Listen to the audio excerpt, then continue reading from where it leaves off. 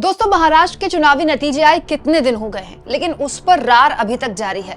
जबरदस्त तरीके से हमले जहां पर इंडिया गठबंधन न केवल चुनाव आयोग पर कर रहा है बल्कि डीवाई चंद्रचूड़ पर भी कर रहा है। संजय राउत तो लगातार हर दिन प्रेस कॉन्फ्रेंस कर रहे हैं।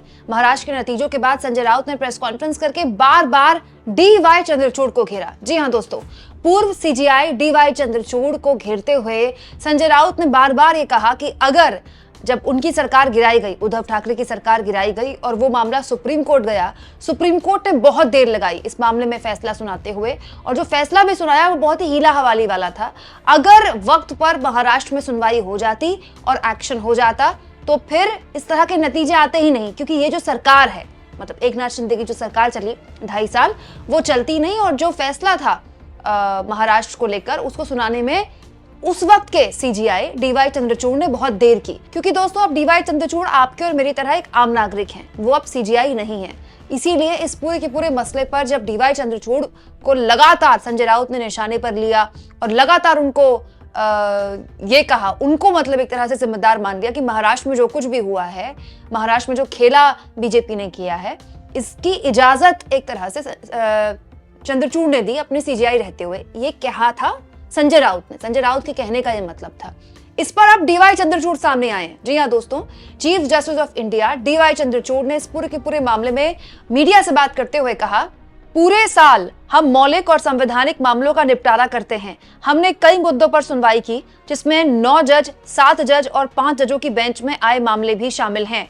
क्या अब किसी एक पक्ष या व्यक्ति तय करेगा कि सुप्रीम कोर्ट को किस मामले की सुनवाई करनी चाहिए? ये फैसला लेने का अधिकार चीफ जस्टिस के पास है। तो चीफ जस्टिस रह चुके डीवाई चंद्रचूड़ ये कह रहे हैं कि ये फैसला लेने का अधिकार केवल उनके पास था, क्योंकि वो सीजीआई थे और अलग अलग मामलों में अलग अलग बेंच सुनवाई करती है। कई जगह 9 जजेस की बेंच सुनवाई करती है, कई जगह 5 जजों की बेंच सुनवाई करती है, कई जगह 3 जजों की बेंच भी सुनवाई करती है, कई जगह 2 जजों की बेंच भी सुनवाई करती है। वो तो मामले की गंभीरता से तय होता है और वो भी सीजीआई तय करते हैं। तो चंद्रचूड़ एक बार फिर से कह रहे हैं कि ये उनका एकाधिकार था कि वो कब किस मामले में सुनवाई करे, और उन्होंने किसी मामले में सुनवाई करने में कभी कोई देरी नहीं की है।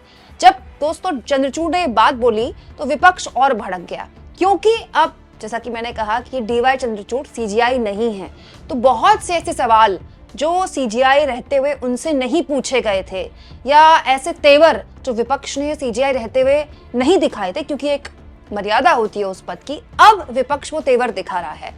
कांग्रेस पार्टी की प्रवक्ता सुप्रिया श्रीनेत ने दोस्तों डीवाई चंद्रचूड़ के इस बयान पर, जो कि महाराष्ट्र चुनाव पे उन्होंने दिया है, एक लंबा चौड़ा जवाब दिया है। इस जवाब में केवल महाराष्ट्र का जिक्र नहीं है, इस जवाब में उन सवालों पर भी सुप्रिया श्रीनेत ने रेखांकित किए है अपनी बात, जिन सवालों का जवाब कभी भी डीवाई चंद्रचूड़ नहीं दे पाए। जैसे कि उमर खालिद, अब तक देश के एक नागरिक उमर खालिद 4 साल से बिना ट्रायल के जमानत का इंतजार कर रहे हैं, उसकी सुनवाई भी डीवाई चंद्रचूड़ के सामने आई, लेकिन उमर खालिद को लेकर तो डीवाई चंद्रचूड़ ने कुछ नहीं किया। इसके अलावा भी बहुत से मामले थे जिस पर विस्तार से सुप्रिया श्रीनेत ने कहा। भारत के पूर्व मुख्य न्यायाधीश को एक इंटरव्यू में ये कहते सुना कि लोगों को न्यायपालिका से विपक्ष की भूमिका निभाने की उम्मीद नहीं करनी चाहिए। बिल्कुल नहीं, न्यायपालिका से विपक्ष का काम करने की उम्मीद कोई मूर्ख ही करेगा। देश केवल यही उम्मीद करता है कि न्यायपालिका अपना काम करेगी बिना किसी डर या पक्षपात के, और संविधान को एकमात्र मार्गदर्शक मानते हुए। इसका मतलब ये है कि कठिन फैसलों से पीछे न हटना। इसका मतलब ये नहीं कि सरकार नागरिक स्वतंत्रताओं पर कुठाराघात करते हुए आंख मूंद ले।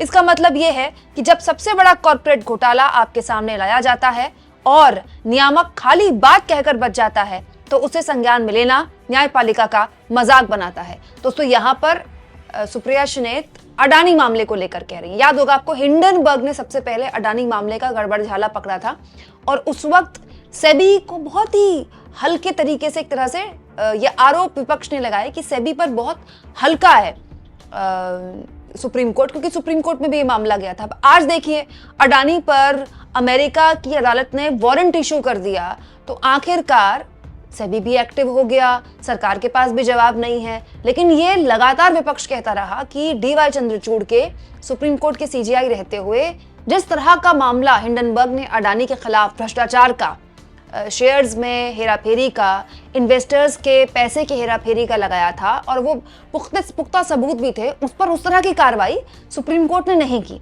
आगे सुप्रिया सुनीत कहती हैं, इसका मतलब यह है कि छात्रों और कार्यकर्ताओं को सालों तक बिना मुकदमे के जेलों में सड़ने ना दिया जाए, सिर्फ इसीलिए कि उन्होंने सत्ता के सामने सच बोलने का फैसला किया। इसका मतलब यह है कि निर्वाचित प्रतिनिधियों के खिलाफ सत्तावादी शासन द्वारा किसी साजिश की इजाजत न देना। इसका निश्चित रूप से मतलब यह है कि पूरे देश को कुछ कट्टरपंथियों द्वारा सांप्रदायिक तनाव और दुखद मौतों का कारण बनाने की इजाजत न दी जाए। इसका मतलब सत्ता के लिए नाजायज लालसा के खिलाफ खड़ा होना है, जहां लोकतांत्रिक रूप से चुनी गई सरकारों को गिराया जा रहा था और बेहिसाब पैसा और ताकत के साथ पार्टियों को तोड़ा जा रहा था। इसका मतलब यह है कि जम्मू कश्मीर को पूर्ण राज्य का दर्जा बहाल करना, जिसे विभाजित कर केंद्र सरकार ने प्रदेश बना दिया। इसका मतलब यह है कि विशेष समुदाय के खिलाफ तैयार किए CAA को निर्णायक रूप से संबोधित करके चिंताओं और आशंकाओं को शांत करना। इसका निश्चित रूप से मतलब है कि केवल संविधान और संविधान को हर समय अपना सबसे पवित्र पाठ और मार्गदर्शक प्रकाश बनाए रखना और किसी को या किसी भी चीज को उससे अधिक महत्व देने की अनुमति नहीं देना। यहाँ इस बात पर भी गौर किया जाए दोस्तों कि ये जो सवाल सुप्रिया सुनीत ने उठाए, ये सवाल DY चंद्रचूड़ से हमेशा पूछे गए। जिन दिनों उनका रिटायरमेंट का वक्त करीब आ रहा था, 4 दिन 10 दिन बचे हुए थे, तो DY चंद्रचूड़ ने इतने इंटरव्यूज दिए हैं जो मुझे याद नहीं है। जब से मैं पत्रकारिता कर रही हूँ, 16-17 साल हो गए मुझे, मैंने कभी भी किसी CGI को इतने इंटरव्यूज देते हुए नहीं देखा। मतलब ऐसा शायद ही कोई अखबार था जहां पर DY चंद्रचूड़ का इंटरव्यू ना छपा हो। हालांकि मीडिया में रहना, मीडिया से बात करना, चंद्रचूड़ जब CGI थे तो भी वो करते थे, लेकिन इतना मीडिया से भी मैंने किसी भी CGI को नहीं देखा जितना चंद्रचूड़ को देखा। तो ये बात जाहिर सी बात है, ऐसे बहुत से सवाल हैं जिसको लेकर उस वक्त भी उनसे पूछा गया और वो बात टाल गए। जैसे उमर खालिद को लेकर इंडियन एक्सप्रेस के प्लेटफॉर्म में उनसे सवाल पूछा गया था, तो उन्होंने उमर खालिद पर जवाब न देकर कह दिया कि मैंने A से लेकर Z तक सबको जमानत दी है। A मतलब अर्नब गोस्वामी, Z मतलब जुबैर। मतलब जुबैर और अर्नब गोस्वामी को आपने जमानत दी, लेकिन उमर खालिद का जवाब तो आप टाल गए ना। इसके अलावा भी दोस्तों महाराष्ट्र का जो मामला था, ये तो बात सही है, मैं ये नहीं कह रही कि संजय राउत सही कह रहे हैं कि ये जो नतीजा आया उसके लिए DY चंद्रचूड़ जिम्मेदार है, लेकिन ये तो DY चंद्रचूड़ भी जानते हैं ना कि महाराष्ट्र का जो मामला है वो बहुत ज्यादा लेट आया। मतलब महाराष्ट्र के मामले में तो एक तरह से DY चंद्रचूड़ ने ये भी कह दिया कि राज्यपाल ने गलत किया और उसके बाद ये भी कह दिया कि अगर उद्धव ठाकरे इस्तीफा ना देते तो फिर आगे कुछ किया जा सकता था। तो बड़ा एक इस तरह का फैसला था जिसकी बहुत लोगों ने आलोचना की। मैं उस फैसले पर सवाल नहीं खड़ी कर रही हूँ, ना तो मुझे ये अधिकार है, लेकिन DY चंद्रचूड़ जिस तरह की पर्सनालिटी है, DY चंद्रचूड़ ने अपने आप को जिस तरह से मीडिया के आगे खोला है, अब उनको इन सवालों की आदत डाल लेनी चाहिए। हर सवाल का जवाब अगर इस तरह से वो देने को तैयार है तो उन पर फिर से कटाक्ष भी किया जाएगा, उनके जवाब पर भी सवाल पूछा जाएगा। अब दोस्तों देश के CGI तो इससे पहले भी बहुत से लोग रहे, लेकिन मैंने नहीं देखा कि सार्वजनिक तौर पर कोई वीडियो आई हो जिसमें प्रधानमंत्री CGI के घर जा रहे हैं, आरती वगैरह उतार रहे हैं, फिर वो वीडियो सोशल मीडिया में वायरल की जाए और उस वीडियो का इस्तेमाल राजनीतिक तौर पर प्रधानमंत्री करें। याद कीजिए, महाराष्ट्र में प्रधानमंत्री ने रैलियों में उस वीडियो का जिक्र किया कि मेरी गणपति जी की मैंने आरती उतारी, तो इन लोगों को इसमें पे आपत्ति है, इन लोगों को मतलब विपक्ष को। तो प्रधानमंत्री मोदी ने DY चंद्रचूड़ के साथ गणपति जी की जो आरती उतारी थी, उनके घर जो वो गए थे, उसका राजनीतिक इस्तेमाल किया था। ऐसा मैंने अपने पत्रकारिता के करियर में नहीं देखा है। ये बिल्कुल सही है कि CGI जो भी रहे हों, प्रधानमंत्रियों से उनकी मुलाकात होती रहती है, सार्वजनिक मंचों में भी होती रहती है और उसकी कभी किसी ने आलोचना भी नहीं की, लेकिन ऐसा बहुत कम देखा गया हो कि PM घर जा रहे हैं। घर तो पहले भी बहुत से प्रधानमंत्री गए होंगे CGI के, लेकिन उसकी वीडियो रिकॉर्ड हो रही है, फिर उस वीडियो को वायरल किया जा रहा है और उस वीडियो को हर लिहाज से सही बता रहे हैं CGI से जब भी सवाल पूछा गया तो उन्होंने कहा इसमें गलत क्या है, मुलाकातें तो होती रहती हैं दोस्तों। तो फिर इसी मुलाकात की वीडियो बाहर क्यों आई और कुछ सेकंड की क्यों आई? कुछ सेकंड तो बैठे नहीं होंगे मोदी जी CGI के घर में, आधा पौना घंटा कहीं कुछ तो वक्त बिताया होगा, तो उसकी वीडियो क्यों नहीं आई बाहर? बातचीत जो हुई है उसका पूरा का पूरा लेखा जोखा तो बाहर नहीं आया। तो ऐसे ही बहुत से सवाल हैं जिसको अब DY चंद्रचूड़ को मुझे लगता है आदत डालनी चाहिए। और अब अगर वो मीडिया के सामने खुद आकर इन सवालों के जवाब दे रहे हैं तो आगे उनको और सवालों के जवाब देने पड़ेंगे, क्योंकि मीडिया के आगे खुद को उन्होंने खुद खोला है। आप इस मुद्दे पर क्या सोचते हैं दोस्तों? कमेंट बॉक्स में जरूर लिखें और जितना हो सके चैनल को शेयर करें, सब्सक्राइब करें और थैंक्स और ज्वाइन के ऑप्शन से अगर आप चाहें तो कुछ आर्थिक मदद भी चैनल की जरूर करें।